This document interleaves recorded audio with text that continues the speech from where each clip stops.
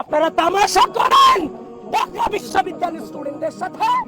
আপনি একই ক্রাইটেরিয়াতে তাদেরকে বাদ দিলেন, তাকে রেখে আপনি যে ফাঁক ফোকর রেখেছেন সেই ফাঁক ফোকরের সুযোগ আজকে বিভিন্ন জন, বিভিন্ন অপশক্তি, বিভিন্ন পরাজশক্তি বিভিন্ন নিচ্ছে।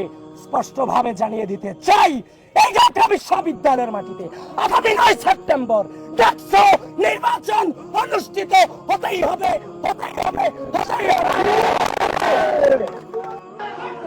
This is a civil dialogue.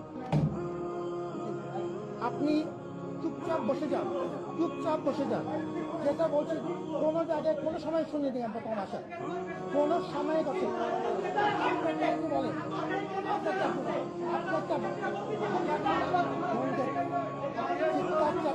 কিচ্ছু হবে না। আপনাকে আমি সম্মান করি and I respect equal respect from your part.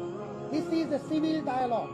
এবং সেই জন্যই আমি সভাপতির সাথে কথা বলেছি। শিবির হলো পাকিস্তানি, জামাত হলো পাকিস্তানি, এই মুখের ভাষাটা তো আমি দিছি। ফজলুর রহমান আল বদর রাজাকে আমি দিছি।